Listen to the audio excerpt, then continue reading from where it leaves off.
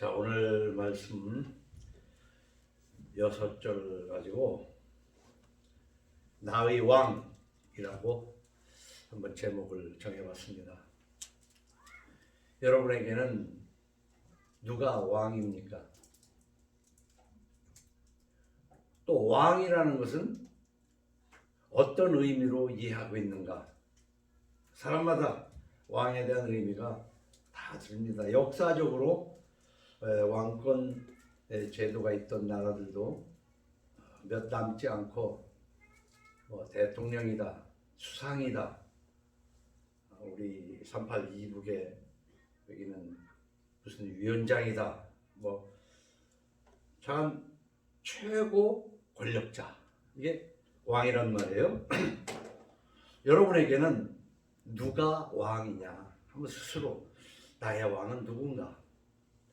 사람마다 다 다르겠지만 그래도 일반적으로 우리가 태어나서 어릴 적에는 뭐니 해도 나의 왕은 아버지, 어머니가 왕이에요. 근데 요즘은 보면 오히려 태어난 어린아이가 왕이다. 탈무드에서도 인간은 태어나면 누구나 왕처럼 대접받는다는 거예요. 근데 우리나라는 그 어린이날이라는 너무나 어린이를 사람 대접하지를 못해서 정말 어린이날만이라도 한번 애들을 한번 잘 대접해보자는 뜻에서 어린이날이 있는데 저는 그 어린이날이 비성서적이라고 봐요. 지금은 너무나 어린이들을 대접해가지고 가정의 애들이 왕이 돼버렸어요. 때에 따라서, 시대에 따라서, 또 가정에 따라 다르지만 한때는 남편이 왕이죠. 우리 주인 양반. 남편이 하늘 같은 존재에서 왕입니다. 좁게는. 그래 어릴 때는 뭐니 해도 내 모든 것을 채워주고 나를 보호해줄 아버지, 어머니가 왕이에요. 이건 틀림없어요. 그럼에도 조금 전에 얘기한 대로 그 부모를 위에서 두르다시피 하는 이 어린이가 왕이 되어버린 이게 뭔가 좀 잘못된 세상을 우리는 살고 있지 않는가. 그래 이제 무릎을 떠나서 세상에 나가다 보면 어쨌든 나를 꼼짝 못하게 하는 무엇이 있어요. 이 세상에는. 응? 나의 왕이 보시네. 이 직장에 가면 상사, 사장, 이런 사람들이 왕이죠. 그래서 요즘은 8시간 근무니 여러 가지 법적으로 해서 그렇지만 우리가 성장할 때만 해도 사장은 왕입니다. 자다가도 부르면 나가야 되고 지금도 그런 경우가 많아요. 그래서 에이 더러워 못해 먹겠다. 왕으로 못 섬기겠다 해서 이제 직장도 그만두고 나오기도 합니다. 우리 국가적으로 대통령이 왕이라면 왕이어서. 근데 소시민들은 대통령이 미안합니다. 대통령하고 직접적인 관계가 없기 때문에 군대에서 아주 말단 사병이 그저 자기 윗계급 바로 윗계급 정도나 무섭지 장군이 무섭습니까? 장군하고는 가까이 할 뭣도 없기 때문에. 그래서 우리가 지금 살아가고 있는 것 중에 나를 채워주고 인도하고 보호하고 위험해서 보호해주고 내가 어떻게 해야 될지 모를 때 이끌어주고 그리고 필요한 것을 채워준 그 사람이 나한테 영향력 있는 왕이거든요. 왕. 근데 요즘은 또 개인주의가 발달해가지고 웬만큼 영향력이 있어가지고는 왕처럼 대접하지도 않고 그럴 만한 사람도 없어요. 그래서 요즘은 무엇보다도 이기주의가 발달해가지고 내가 왕이지, 내가. 나의 왕은 나다 이 말이에요. 응? 그럼 성서적으로 정말 내게 왕은 누군가? 그래서 각자 왜 이래? 예수 믿는 사람은 과연 무엇이 예수 믿는 것인가? 나의 왕을 바로 정립하는 거예요. 왕다운 왕을 나의 왕으로 삼는 것이다 이 말이에요. 그래서 오늘 28장 28절에 보면 악인이 일어나면 28장 28절에 보면 사람이 숨고 그가 멸망하면 의인이 많아지느니라 그랬어요. 악인이 많으면 내가 숨는가? 아니면 악인과 함께 손을 잡고 더 힘을 쓸 수 있는가에 따라서 달라져요. 어떤 사람은 악인이 일어나면 숨는 게 아니라 물 만난 고기처럼 승하는 사람도 있어요. 그래서 악인이 일어나면 사람이 숨는다고 했다면 이 숨는 사람은 분명히 악인과는 반대되는 의인이라고요. 그가 멸망하면 의인이 많아지느니라. 근데 이 세상은요, 악인이 일어나면 아주 신바람이 난 사람들이 많더라고. 근데 이 28절 앞에 28장의 12절에 보면 의인이 득의하면 같은 맥락의 말씀이죠. 의인이 득의하면 큰 영화가 있고 악인이 일어나면 사람이 숨느니라 했는데 뭐 비슷한 말 같으지만 가만히 한번 생각해봐요. 이때 사람은 말이에요. 숨어야 사람입니다. 악인이 일어날 때 숨으면 사람이에요. 근데 악인과 같은 짐승들은 숨지 않습니다. 그래서 이런 말 한마디도 그냥 예수 믿는다는 건 뭐냐면 그냥 쓱 읽어버리고 의인이 득의하면 큰 영화가 있고 악인이 일어나면 사람이 숨느니라 하면서 이게 뭔 뜻인지도 모르고 아는 것 같으면서도 뭐 그렇게 아니라 곰곰이 한번 생각을 해보는 거죠. 의인이 득의하면 큰 영화가 있고 악인이 일어나면 사람이 숨느니라. 짐승이 숨는 게 아니라 사람이 숨는다 이 말이에요. 그러면 사람 중에서도 사람은 사람이지 짐승일 수는 없지만 깨달음이 없는 자는 멸망하는 짐승과 같으니라 그랬거든요. 그래서 우리가 흔히 욕을 많이 하잖아요. 무슨 짐승을 대가지고 거기다 새끼를 붙여가지고 개새끼니 돼지 새끼니 그러잖아요. 근데 보면 우리는 그걸 좀 잘 알아야 되는 게 소새끼라고 안 해요. 되게 개새끼라고 안 하고 소새끼는 송아지라고 그러고 개새끼는 강아지라고 그래요. 말새끼는 망아지라고 그러고 이 아지로 써요. 망아지, 송아지, 강아지를. 그럼 소새끼, 개새끼, 말새끼라는 뜻은 그 사람을 향해서 하는 소리입니다. 그 사람이 짐승에게서 태어났다는 뜻이 아니라 그 짐승 같은 짓을 한다. 어? 개 같은 짓을 하니까 개새끼. 예수님이 한 그 짐승을 비교해서 예수님 입에도 그 새끼라는 나서 이 독사의 자식들아, 새끼나 자식이나 마찬가지거든요. 이 독사의 자식들아 하는 짓이 독사 같아. 그냥 남을 물어 죽여 살리는 사람이 아니라. 그렇기 때문에 우리는 나 혼자 살아갈 수가 없어서 결국은 나 중심으로 나를 왕으로 섬기기도 하지만 누군가를 왕으로 해야 내가 득이 된다는 생각에 그를 왕으로 생각을 하고 살아가는 거예요. 득이 안 되면 왕으로 섬기지 않고 때로는 내 뜻과는 다르게 포로가 되는 수가 있죠. 그래서 왕으로 섬기는 왕과 백성과의 사이가 아니라 노예로 전락을 하게 돼요. 어쨌든 오늘 본문의 28절은 악인이 일어나면 사람이 숨고 그가 멸망하면 의인이 많아지느라.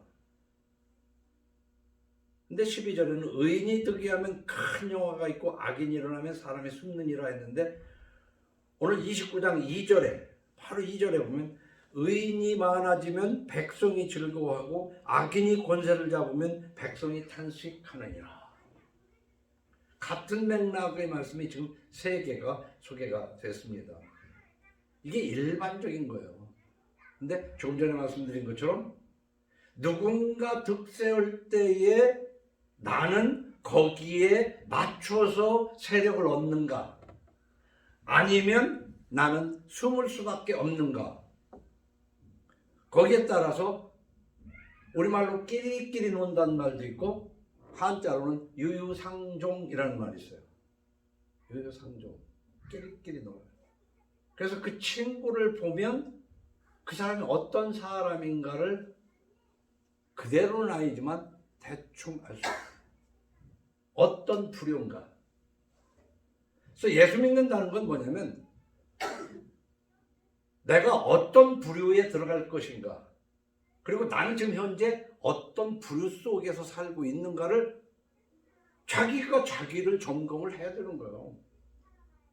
그것을 못하면서 교회라고 생각하는 건물 속에만 들랑달랑하고 그 속에서 뭔 일을 하면 그게 예수 믿는 거라고 착각해서는 안 된다. 그래서 오늘은 그 왕에 대해서, 왕의 출발을 성경에서는 사무엘상 8장에 나와 있습니다. 사무엘상 8장 1절에 보면 사무엘이 늙음에 그의 아들들을 이스라엘 사사로 삼으니 이랬잖아요. 8장 1절에 시작할 때 사무엘이 사사였어요. 근데 사사 중에 마지막 사사라고 봐야 돼요. 아들들을 사사로 했으니까 마지막 전이기는 해도 훌륭한 사사였어요. 그럼 이 사사가 뭐냐? 이 사사가 한자로 쓰면요, 선비사자에다가 스승사자를 쓰는 거예요, 사사가. 근데 영어 성경에서는 이거를 우리말로 번역하는 판사라는 뜻으로 judge를 썼어요. judge, 판사. 근데 이 단어가 참 꼭 그 단어가 그것만은 아니거든요. 그래서 이 사사라고 한자로 쓴 것이 어떻게 보면 맞다. 영어로는 judge, 판사하고는 좀 달라요. 판사는요, 뒤에 사자가 일사자 씁니다. 일사. 어떤 일을 판단하는 판사. 검사도 일사자를 써요. 근데 여기 사사에, 근데 변호사는 또 선비사자를 써요. 근데 여기에 사사는 그 선비사자의 스승사자를 우리 거의 맞지만 원래의 이 의미는 뭐냐면, 사사기라는 게 있잖아요. 여러분, 하나님은 이스라엘 백성들을 당신의 백성으로 삼고 그들의 하나님이 되려고 출애굽을 시켰어요. 그런데 이들이 하나님의 뜻이 무엇인지 잘 모르잖아요. 그래서 하나님이 그때마다 사사를 세워줘요. 그래서 이 사사라는 사람은 선비사의 스승사자를 쓰는 선비사는 한마디로 하나님과 신접한 사람이야. 한마디로서 성령을 접해서 항상 하나님의 음성을 듣는 사람이야. 그래서 이 백성들을 하나님이 하늘문을 열고 말씀하시는 게 아니거든요. 예수님이 세례를 받고 일어날 때만 하늘에서 음성이 들렸어요. 그 이외에는 사람을 통해서 말씀하십니다. 항상 하나님이 택한 어떤 사람을, 그게 사사였어요. 근데 이 사사기를 보면 그냥 살아가는 거예요, 백성들이. 그런데 죄를 짓고 무속적인 이 미신을 따르면, 왜냐하면 살다 보면 그 옆 동네 사람들이 따르는 그런 그 무속을 따라가요. 이럴 때 하나님께서 노하시거든요. 죄를 짓고 미신을 따라갈 때, 하나님의 뜻과 다르게 따라갈 때, 그때 하나님께서는 반드시 주변의 부족을 통해서 공격을 하게 해요. 그래서 우리가 보면 어떤 그 환난이라는 것이요, 재수 없어서 생긴다고 생각하지만 하나님이 주시는 거예요. 하나님의 백성에게 환난은 하나님이 주는 거예요. 재수 없어서 생기는 게 아닙니다. 왜냐하면 하나님의 매란 말이에요. 하나님이 때리는 거라고요. 근데 혹은 이 예를 잘못했지. 근데 사사기는 좌간 이방을 통해서 아주 괴롭힙니다. 농사 지어놓은 것을 뺏어가고, 목축한 것을 잡아가고, 죽이고, 그러면 그때야 비로소 사람들이 하늘을 향해서 부르짖어요. 여호와여, 우리를 구원하소서, 살려주소서. 이때 하나님은 그들을 내어 쫓고 앞장서게 하는 사람을 사사를 세워가지고 평정을 해줘요. 쫓아줘요. 그러니까 하나님이 보낸 환난을 하나님이 또 해결해 주신단 말이에요. 그러면 이제 평화시대가 옵니다. 평화시대가 조금 지나고 나면 또 죄를 짓고 미신을 섬기고 그래요. 그러면 또 이방을 통해서 그냥 먹을 것이 없게 해버려요.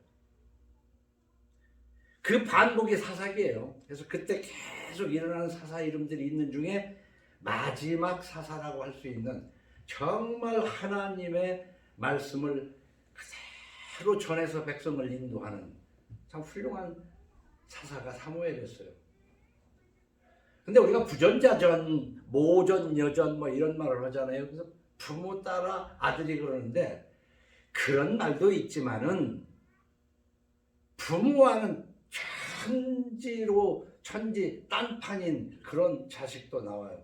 그러니까 부모는 개차반인데 자식은 괜찮은 자식이 나는 수도 있잖아요. 개천에 용난단 말이에요.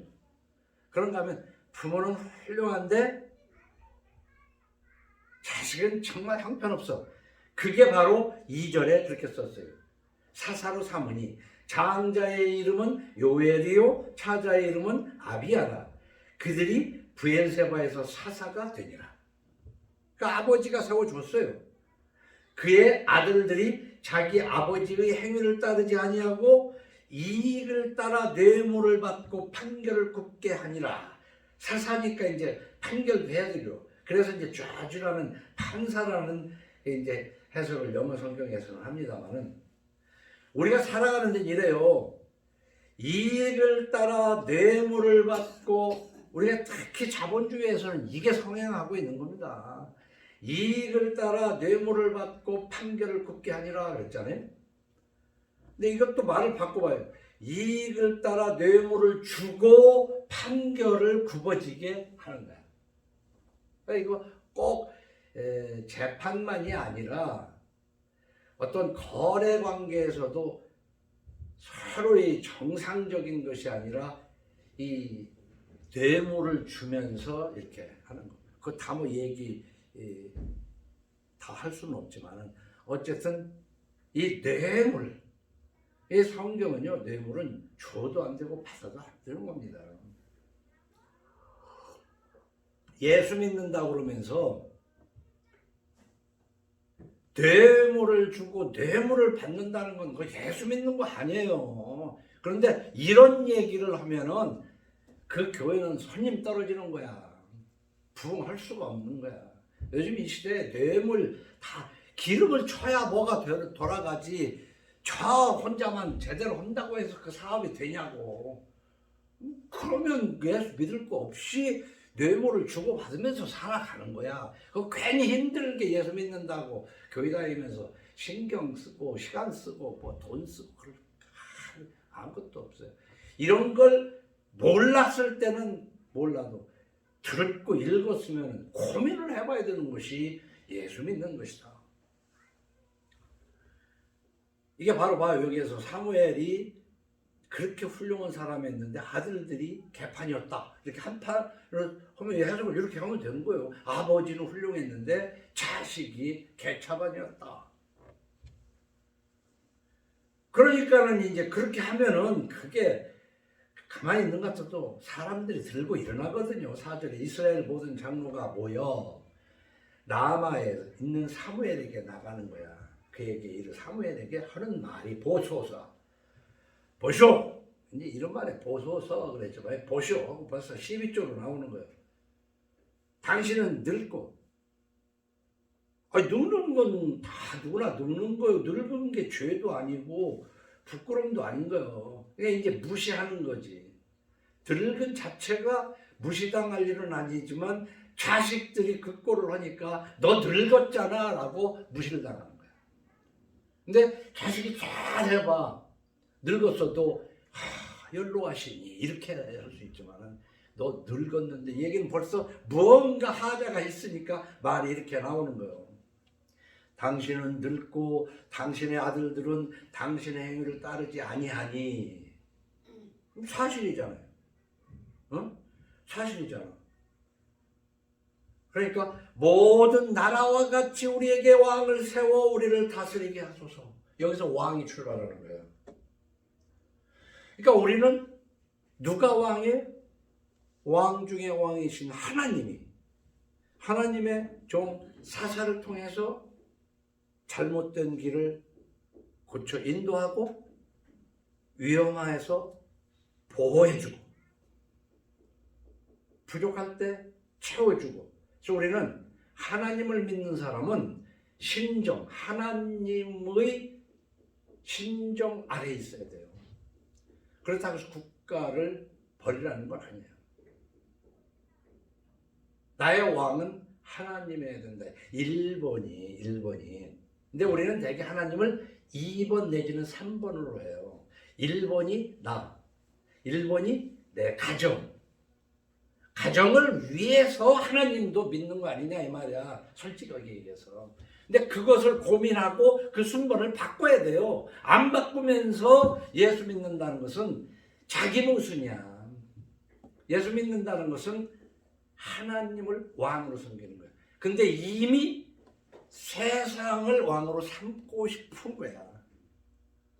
그 세상을 왕으로 이 이스라엘 백성들은 세상을 왕으로 삼은 거야. 세상을 왕으로 삼고 싶어서 모든 나라와 같이 우리에게 왕을 세워달라는 거예요. 그러니까 왕을 세워달라고 그러는데 그 트집거리가 생긴 거야. 하나님의 종인 사무엘이 잘못하니까 하나님이 세운 종 그 사람 말 나 안 듣겠다. 이것이 아니라 그 아들들이 그러니까 우리는 안 듣겠다. 이 얘기는 뭐냐면 벌써 마음이 그쪽에 간 거야. 그 세상에는 왕들이 있거든요. 그 왕들은 뭐예요? 멋있잖아. 백마 타고 다 멋진 왕도를 쓰고 멋지잖아요. 그 사람 밑에 가고 싶다는 거지. 우리가 이런 걸 읽으면서 그냥 통독 한다고 해서 뭐 성경 몇 번 읽었네보다도 곰곰이 생각해보면 모든 나라처럼 우리에게 왕을 세워달라. 지금까지는 하나님이 왕이셨어. 자, 읽어갑시다. 6절에 우리에게 왕을 주어 우리를 다스리게 하라 했을 때 사무엘이 그것을 기뻐하지 아니하여 사무엘이 기분이 나빴어. 그래서 여호와께 기도하며 여호와께서 사무엘에게 이르시되 백성이 사무엘이 백성에게 하시는 말씀. 백성이 사무엘 너한테 한 말을 다 들어주어라. 그냥 왕을 세워주어라. 이는 그들이 너를 버린 것이 아니고 나를 버려 자기들이 왕이 되지 못하게 함이니라. 그러니까 사무엘은 백성들에게 지금 배신을 당했다고 생각을 하는데, 사무엘이 싫은 것은 사실은 그 본질은 하나님이 싫으니까 사무엘이 싫은 거야. 잘 한번 보세요. 우리가 누군가가 싫을 때는 그 배우의 그 본질, 뭐가 싫기 때문에 그 사람이 싫은 거야. 좋다고 그러면 그 사람이 좋은 것보다는 그 배우의 뭔가 진짜로 좋은 그 무엇이 있기 때문에 그 사람을 좋아하는 거예요. 이런 것을 자기 마음속을 잘 들여다보면서 사는 것이 그게 솔직한 사람이에요. 근데 자기도 나도 내 마음 몰라. 나도 왜 그런지 몰라. 그러면서 사는 거야. 그러나 가만히 보라고. 내가 왜 그러는가? 어? 내가 왜 그러는가? 그들이 너를 버림이 아니오 나를 버려 자기들이 왕이 되지 못하게 함이니라. 내가 그들을 애굽에서 인도하여 낸 날부터 오늘까지 그들이 모든 행사로 나를 버리고 다른 신들을 섬김같이 네게도 그리하는도다. 그러므로 그들이 말을 듣되 너는 그들에게 엄히 경고하고 그들을 다스릴 왕의 제도를 가르치라. 그러니까 너 그래 내 백성들에게서 지도자로 빠져. 하나님이 그 얘기예요. 빠지고 대신 니들이 원하는 왕이 되게 되면 어떻게 되는가? 왕을 세워주면 어떻게 되는가? 그 왕의 제도를 잘 설명해 줘라 이거야. 그러면서 왕이 네 위에 하나님이 아닌 왕이, 하나님은 뭐냐면 하나님 뜻대로 살을 때 지키고 보호하지만 하나님 뜻대로 안 살을 때 외적을 통해서 고통받게 하시고 깨닫고 돌이키면 회복을 시켜주는 하나님이었잖아요. 그죠? 근데 이제 그 왕은 어떠한가를 좀 하면서 10절에 쭉 이제 설명을 해요. 이 세상을. 사무엘이 왕을 요구하는 백성에게 여호와의 모든 말씀을 말하여. 이것은 하나님이 가르쳐 주는 것을 백성에게 이제 설명하는 거예요. 이르되 너를 다스릴 왕의 제도는 이러하니라. 그가 너희 아들들을 데려다가 그의 병거와 말을 어거하게 하리니 그들이 그 병거 앞에서 달릴 것이며 그가 또 너희 아들들을 1000부장과 50부장을 삼을 것이며 자기 밭을 갈게 하고 자기 추수를 하게 할 것이며 자기 무기와 병거의 장비도 만들게 할 것이며 그가 또 너희 딸들을 데려다가 향료 만드는 자와 요리하는 자와 떡 굽는 자로 삼을 것이며 그가 또 너희 밭과 포도원과 감람원에서 제일 좋은 것을 가져다가 자기 신하들에게 줄 것이며 그가 또 너희 곡식과 포도원 소산의 11조를 가두어 자기의 관리와 신하에게 줄 것이며 그가 또 너희의 노비와 가장 아름다운 소년과 나귀들을 끌어다가 자기 일을 시킬 것이며 너희 양떼의 10분의 1을 거두어 가리니 너희가 그의 종이 될 것이라. 그 날에 너희는 너희가 택한 왕으로 말미암아 부르짖되 그 날에 여호와께 너희에게 응답하지 아니하시리니. 그러니까 이 앞에 설명하면은 그 각 곳에 가서 종로를 하게 된다 그런 얘기예요. 근데 잘 보면 종이 나쁜 것만은 아니에요. 취직이야 이게 취직. 밥벌이로 취직으로 가야 되잖아요. 근데 하나님과 같이 섭리하는 그런 취직이 아니야. 그러니까 먹고 사는데도요.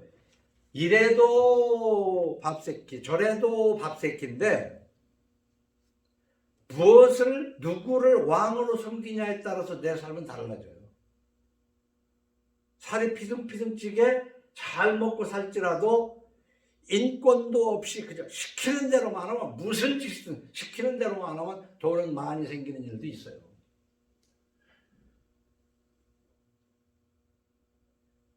사람다운 삶을 살면서 좀 적게 먹어도 사람다운 삶을 살 수 있는 거예요. 그래서 악인의 궁궐에서 첫날을 사는 것보다 하나님의 집 문지기로 하루가 낫다. 라는 신앙 고백을 할 수 있어야 그게 예수 믿는 거예요. 그래서 저는 그렇게 생각해요. 예수 믿는다는 것이 뭐냐 하게 되면 되게 믿음을 지키기 위해서 그 에스더처럼 죽으면 죽으리다 이 소리는 많이 해요. 근데 죽으면 죽을 일 나서면 다 도망가지. 근데 그렇게 하지 말고 내가 가난하면 가난하리다. 근데 가난해봐야 40년간 광야를 다녀도 발이 부르트지 않고 옷이 헤어지지 않는 그날의 만나를 먹으면서도 곳간에 이렇게 싸우지는 않았어도 하나님과 동행하면서 사는 삶을 깊이 깨달은 사람은 종의 삶을 사는 게 아니에요. 그러나 지금 이 자본주의, 개인주의 속에서는 가만히 보면 지금 종 노릇하고 사는 거예요. 다 종 노릇하고 사는 거예요. 하고 싶으면 죽지 못해 한다는 말을 많이 하잖아요. 네? 자기의 재주나 뭐를 즐거움으로 뭐를 해서가 아니라 그 이익을 따라가기 때문에 싫어도 해야 되는 거야. 그래가지고 그 싫어도 해야 되는 것이 아주 몸에 배가지고 새벽부터 밤늦게까지 일벌레, 일중독이 돼가지고 살면서 그게 뭔지도 모르고 그리고 사는 거야. 누리고 사는 게 없어요. 허겁지겁 사는 거야. 항상 다. 백성이 사무엘의 말 듣기를 거절하여 이르되 아니로소이다. 우리도 우리 왕이 있어야 하리니 우리 또 다른 나라들 같이 되어 우리 왕이 우리를 다스리며 우리 앞에 나가서 우리의 싸움을 싸워야 할 것이니라 하는지라. 사무엘이 백성의 말을 다 듣고 여호와께 아뢰되 여호와께서 사무엘에게 이르시되 그들의 말을 들어 왕을 세우라 하시니 사무엘이 이스라엘 사람들에게 이르되 너희는 각기 성으로 돌아가라. 그래서 이스라엘이 이제 왕이 생기기 시작하는 거예요. 그러나 이 왕도 이제 하나님의 성령에 감동된 왕일 때는 백성들이 편안한 삶을 살죠. 그런데 하나님의 감동되지 않고 악령에 감동된 이스라엘 왕일 때는 그냥 우상천지가 되어버려요. 특히 아합 왕 시대 같은 때는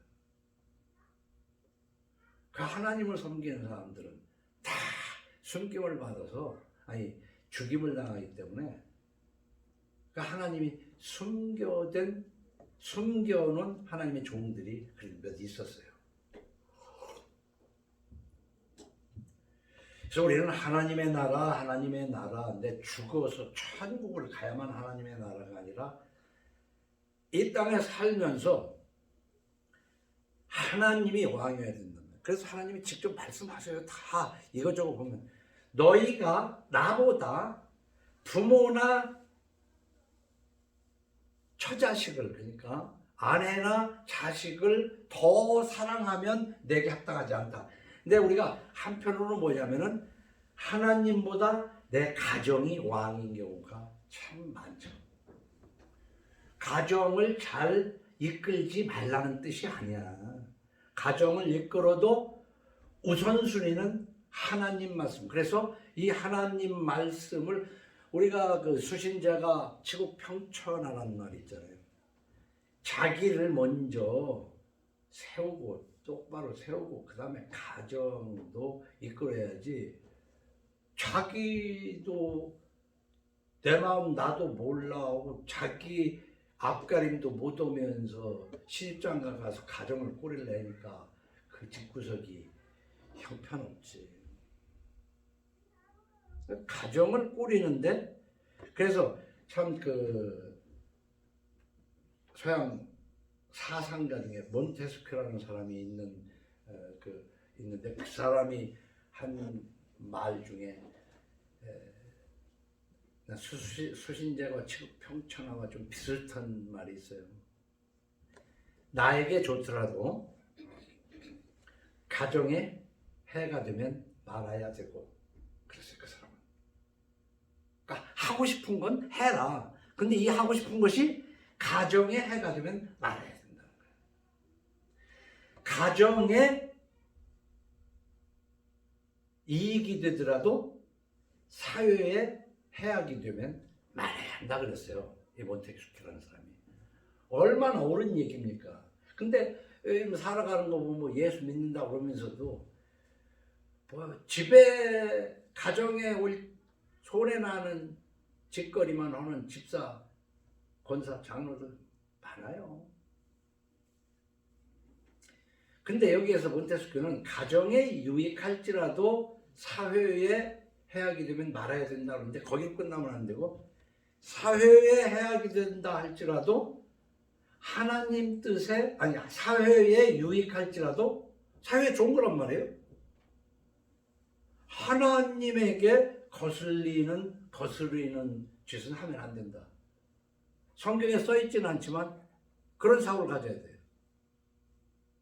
가정에 유익해도 하나님 말씀에 어긋나는 것을 가정에 유익하게 하면서 예수 믿는다? 그게 무슨 예수 믿는 거예요?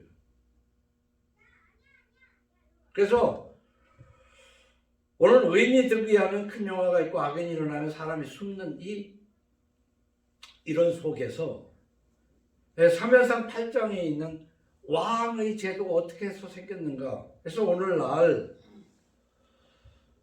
왕정이나 독재 같은 것을 겪어서 이제 민주주의라는 그 속에 있는데 우리는 독재는 다 나쁘고 민주주의는 다 좋은 것 같지만 지나가 보면 차라리 민주주의가 나을 수도 있어요. 어떻게? 아니 독재가 나을 수도 있겠어요. 말이 자꾸 헷갈리네. 잘 생각하세요. 이상한 소리 한다고 하지 말고 그 독재하는 사람이 자기를 불태워서 자기의 유익은 전혀 생각하지 않고 독재를 하는데 아주 모든 백성에게 이익 가는 제도를 만들고 모든 백성만을 위하고 제일 좋은 걸로 사면 좋은 거죠. 하나님 뜻대로 하면 좋지. 근데 그 백성에게 유익하게 하는 능력 있는 사람이 독재한다면 세상 조용하고 참 좋을 것 같아요. 근데 그런 게 없잖아요. 그러니까 민주주의라는 걸 하자. 왜? 민주주의가 그래도 좋냐면 100사람이 있으면 어떻게 100사람이 다 옳다고 똑같은 생각을 가질 수 없지 않느냐. 그러니까 다수결로 정하자 하는 게 민주주의 기본 원리 아닙니까? 근데 문제는 다수가 하자고 하는데 이 다수가 결정한 것이 진짜 옳지 않은 것을 결정하는 수가 있어요. 다수가. 그래서 민주주의의 큰 결함이 다수의 횡포입니다. 다수가 횡포를 부리면요 소수는 힘들어요. 억울해요. 숨을 수밖에 없어요. 다수가. 야, 다수가 그러는데 따라야지. 근데 정말 전체를 위해서 옳고 좋은 것을 다수가 결정하면 좋은데요. 자기들만 좋은 것을 다수가 결정해버리면 소수는 정말 어려운 세상을 사는 거예요. 그래서 우리는 원치 않게 내 위에 왕이 있습니다. 조선시대 임금들. 우리가 한국사를 이렇게 조금만 공부해봐도 사람다운 임금, 왕이 몇 명 없었어요. 참 정말 웃기는 왕들이 많았죠. 우리는 뭘 모르니까 지도자니까 똑똑할 것 같았죠. 전혀 그렇지 않은 사람들이 지도자 하는 경우가 참 많습니다. 그렇기 때문에 우리가 이 땅에 살면서 나의 왕은 어렵게 얘기할 거 없어요. 하나님 말씀이 나의 왕이다. 그러면 하나님 말씀인 이 성경이 나를 지켜줄 것이라는 믿음이 그게 신앙이고 그게 예수 믿는 것이다. 근데 이 성경에 있는 것을 지키지도 않으면서 그냥 교회만 열심히 다니면 하나님이 지켜줄 거라고 생각을 하니까 그게 이해 잘해야 됩니다. 하나님 귀신 믿는 거야. 하나님 귀신. 진짜 하나님이 아닌 우리 하나님은요 우리가 정한 이름이지 그게 성경에서 얘기한 신이 아니잖아요. 성경에는 창조주고 독생자를 우리 죄를 대신해서 보내신 그분의 이름이 없어요.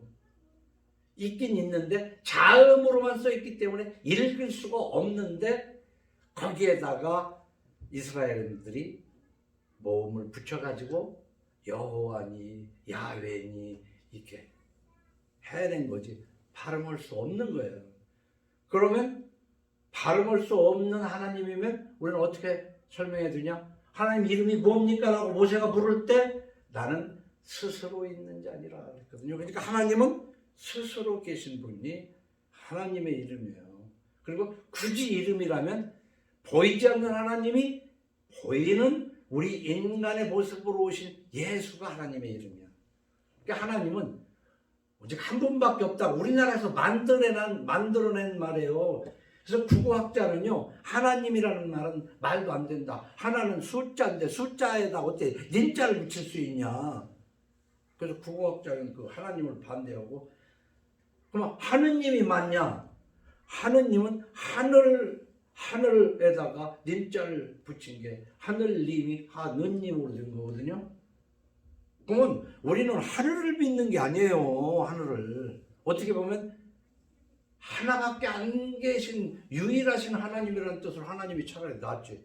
그래서 구교에서는 하느님, 개신교에서는 하나님, 하지만 개신교에서도 하느님이라고 부르는 사람도 있고 그래요. 그러니까 우리는 하나님은 뭐냐? 스스로 계신 분이다. 창조주 하는 거 틀림없이 성경에 있는 하나님이에요. 창조주. 근데 창조 신앙이 없는데 어떻게 창조주라고 부릅니까? 근데 내 죄를 대신해서 십자가에 죽으신 예수를 믿으면 하나님의 아들이 되기 때문에 아버지라고 부르니까 아버지가 하나님 이름일 수 있어. 예수 믿는 사람에게. 그래서 우리는 지금 누가 나의 왕인가? 누가 나의 왕인가? 정말 여러분은 라이브 톡으로 듣고 있는 저쪽이나 지금 오늘은 그냥 예배당이 꽉 찬대. 다 오셔가지고 천안에 계신 분들이 다 오셔가지고 그냥 예배당이 꽉 찼어. 와, 명광교회는 폐교하고 가정 성화교회가 아주 부흥을 하네. 부흥을 해요.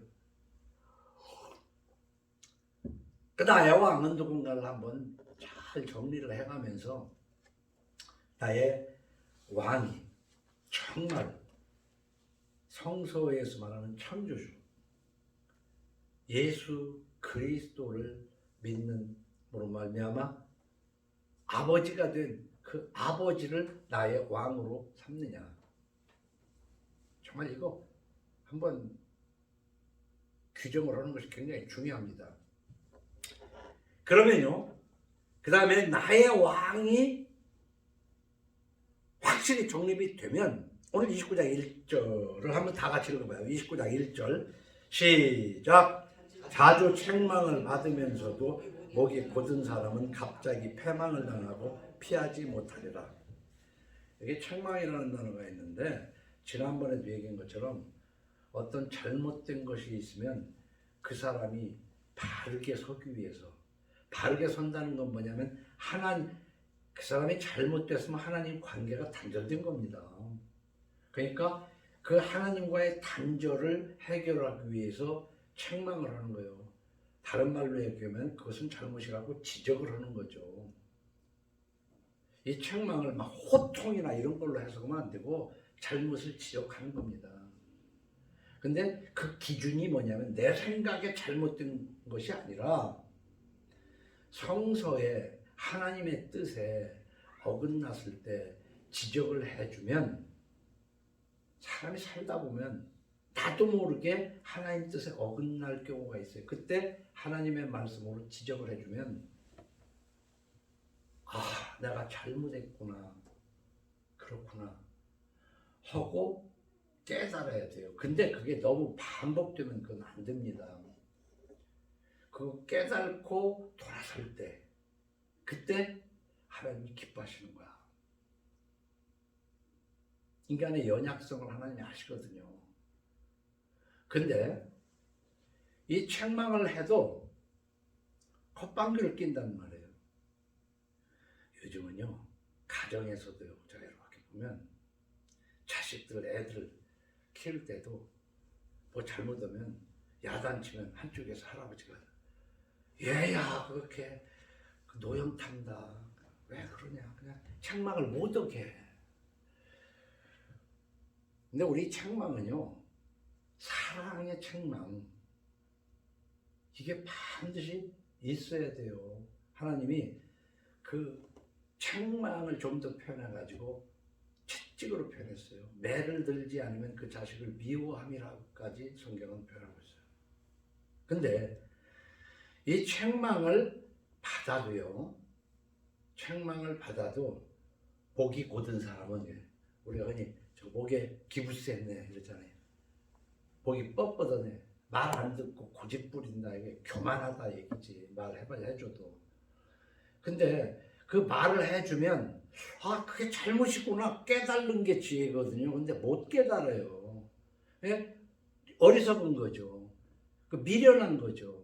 그래서 미련은 곡물과 함께 절구에 넣고 공이고 찧어도 곡물의 껍질은 벗어져도 미련은 안 벗어진다는 거 아닙니까? 안 벗어져 이게 미련은. 그래서 책망을 해도 콧방귀나 끼고 내지는 그냥 알았습니다 하는데, 그래 너는 떠들어라 나는 나 할 일 한다 하고 계속 하다 보면 끝장난다. 그 얘기가 1절이에요. 자주 책망을 받으면서도 목이 곧은 사람은 갑자기 패망을 당하고 피하지 못한다. 갑자기 환란이 와서 어떤 어려움이 왔어. 인과관계를 모르겠어. 인과관계를 모르고 어떤 이상한 일이 왔어. 이때 더럽게 재수없네. 재수없다 이게.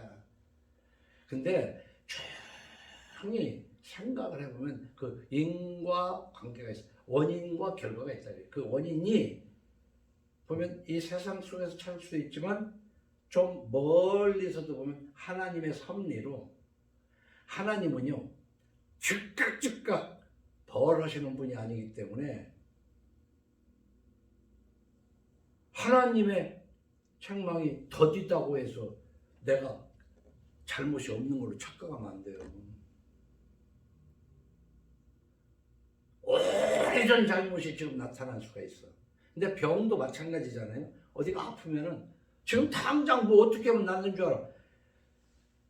십수년간 잘못해온 그것 때문에 지금 병이 났는데 그냥 하루 이틀에 그걸 어떻게 약을 가지고 고쳐보려고 그러니까 의사도 잘못이고 환자도 잘못이야. 그것은 오랫동안 그 생활 잘못된 습관을 고쳐야 그 병이 고쳐지는 거야. 내 약으로 그냥 이렇게 떼어버리는 거지. 그걸 나섰다라고 착각하고 있는 거죠. 책망하기를 피하는 가정은 패망합니다. 그리고 어떤 집단이든지 간에 뭔가 잘못하는 사람이 있어요. 그 잘못을 지적해 줄 만한 어른이 있어야 됩니다. 나이 많아야 어른이 아니에요. 응? 나이 많아야 어른이 아니야. 제 잘못을 알 수 있는. 요즘 여러분 지난주에도 얘기했지만 이방원을 보셨는지 몰라도 한국 역사에서 그 태종이 그 아들, 큰아들을, 우리가 다 큰아들을 작은 아들보다 더 앞세우잖아요. 그래서 그 큰아들을 세자로 하지만 책망하고 여러 번 책망해도 안 되니까 폐위시키고 셋째 아들을 세자로 삼고 왕으로 삼고, 그게 세종이거든. 근데 그런 역사를 봐도 이 큰아들은 그렇게 그 아버지가 태종이 이방원이 얘기하고 그러지 말라고 해도 또 술집에 가서 그냥 술만 퍼마시고, 그것도 유부녀 데려다가 시간 그거 말리는 사람이 있으면 내가 왕좌에 올라가면 그때 너 두고 보자고, 이런 식으로. 이 자주 책망을 받으면서도 목이 곧은 사람은 갑자기 패망을 당하고 피하지 못하리라. 이 말씀은요 성경을 읽으면서 말씀으로 책망을 받아야 돼. 사람에게보다도. 그래서 성경을 늘 가까이 하면서. 그래서 나머지 역사서 같은 것에서도 전체적인 교훈도 되지만 이 잠언을 읽어보면 직접적으로 하시는 말씀이 있다고요. 그래서 잠언 꾸준히 읽어가면요. 저는 이런 얘기를 어제도 했지만 그럽니다. 하나님이 창조주가 안 계시고 예수 그리스도가 안 계시다 하더라도 성경에 있는 내용을 잘 이해해가지고 그대로 따라서 살면 진짜 사람다운 사람이 돼요. 하나님이 없어도. 그런데 사람다운 사람이 될지는 몰라도 세상 사람과 경쟁해서 져요. 그러나 두고 보면 그 말씀대로 사는 것이 훨씬 이익이라는 걸 알게 된다. 그러니까 잘못된 방법으로 앞서 나가가지고 뭔 승승장구한 것 같아도 꼭 아주 패망하게 될 때는 반면에 인간답게 살다가 보면 잔잔하게 뒤집어지지 않고 살아갈 수 있기 때문에 하나님이 안 계신다고 하더라도 이 성경 특히 잠언을 읽어가면서 살면 괜찮은 사람이 된다. 그리고 요즘 돈 하는데 많이 안 벌어도 할 거 다 하고 누리고 살 수 있어. 그게 예수 믿는 거야.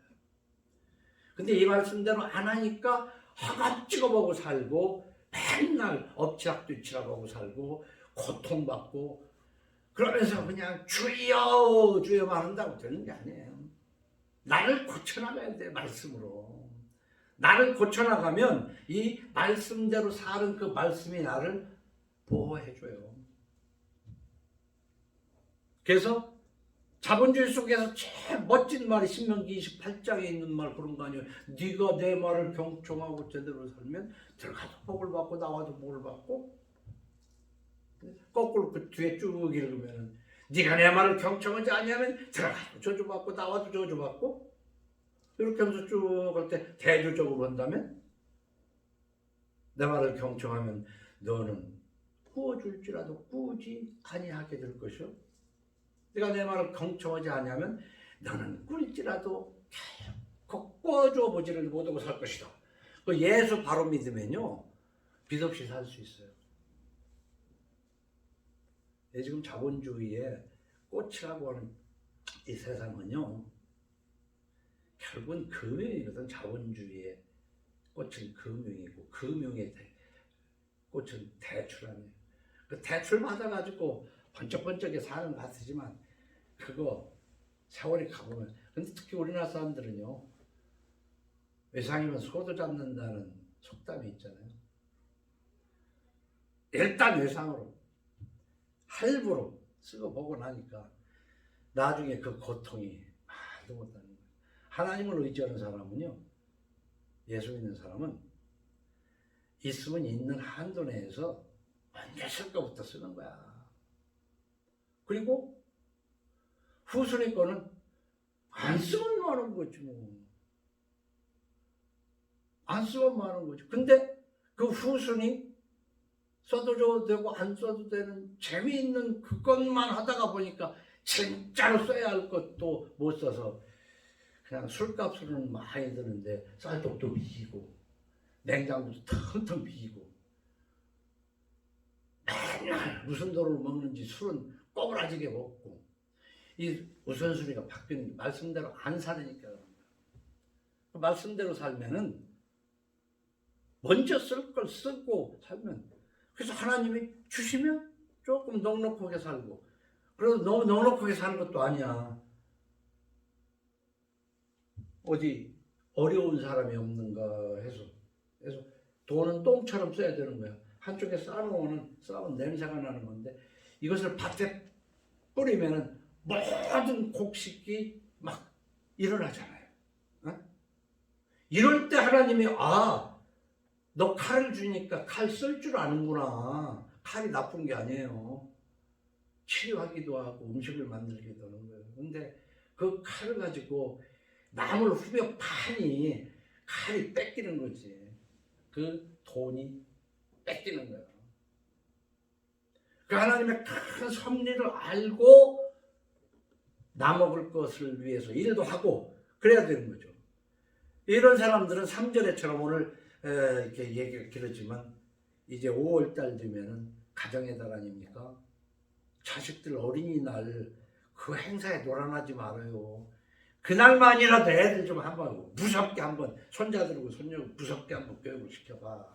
요즘 애들 버르장머리 그렇게 그냥 노형 탈까봐 말도 못하고 그렇게 길리지 말고 어린이날만이라도 좀 굶겨봐.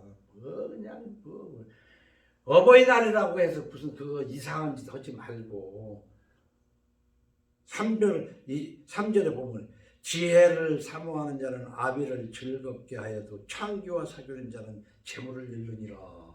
응? 부모를 즐겁게 하는 자녀. 근데 여기서 또 생각을 해보면 그래요. 부모를 즐겁게 하는 것도 나름이지. 부모가 되지 못하면 엉뚱한 것으로 즐거워하잖아요. 그런 걸로 자녀들아 주 안에서 부모를 순종하라. 주 안에서 말씀 안에서 부모를 즐겁게 해야지. 그러니까 자식을 키우는 것도 말씀 안에서 키워야 되고.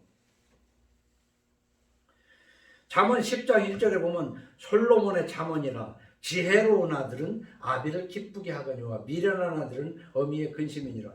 그러니까 우리가 한번 해석을 그렇게 해보자 이거예요. 아버지를 기쁘게 하려고 그럴 때 술로만 자꾸 얘기하는 거지만은 좋은 술 한 병 갖다 니까 그래? 술 가져왔어? 하고 입이 이렇게 귀에 걸리고 좋은 거야. 그게 뭐 좋은 거야? 그게 아비를 기쁘게 하는 게. 그게 부모 자식 간에 그 잘못된 놈, 그 망해가는 집구석이 그런 거 하는 거지. 그 얘기 듣는 중에서도 뭐 부모한테 술 선물하는 것도 있겠지. 근데 몰라 술 한잔 마셨다고 해서 꼭 안 되는 건 아니지만은 부모를 기쁘게 하는 것도 뭘로 기쁘게 했는가를 생각을 해야 된다 이게. 내가 누군가를 기쁘게 하는데도 뭘로 기쁘게 했는가를 잘 생각을 해봐야 돼. 여러분이 칭찬을 받았어도 무엇 때문에 칭찬을 받았는가를 한번 칭찬을 분석해봐라 이거야. 사람이 칭찬받는 사람이 돼야 되는데 뭘로 칭찬받는가.